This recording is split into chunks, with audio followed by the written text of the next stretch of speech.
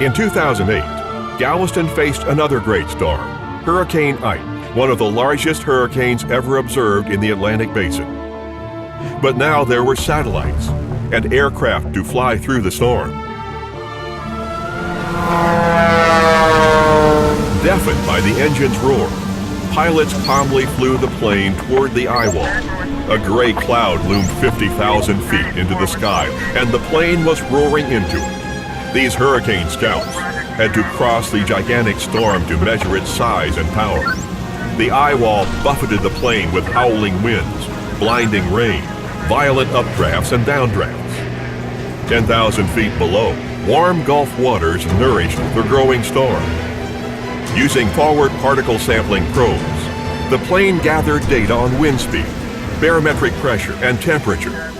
A hurricane hunter plane resembles a high-tech lab. Metal grids on the floor offer secure places to stash equipment. Wires snake everywhere. And the armless seats offer little to grab onto when the plane starts bucking and tilting in the storm. Storms are most dangerous as they build or break apart, when a potentially deadly microburst of wind and huge updraft and downdrafts can threaten the plane.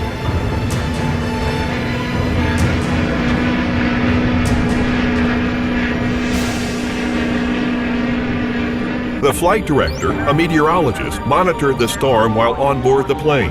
This plane and crew were on a critical mission to provide information that satellites and radar can't collect, with instruments and probes controlled on-site by a human eye and brain. The crew deployed a downward atmospheric profiling probe into the eye of the storm to transmit data from regions too low and risky for the hurricane hunting aircraft.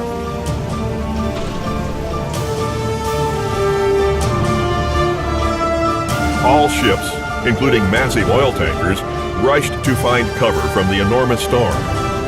Fierce winds had set most of the Gulf of Mexico into motion and created a very destructive storm surge. Drones flew just above the ocean to monitor the storm's fury at the ocean surface.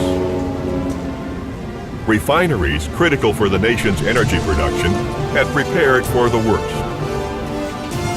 On September 13th, Hurricane Ike finally made landfall on Galveston, with a 15-foot-high mound of water pushed ashore by the storm's winds.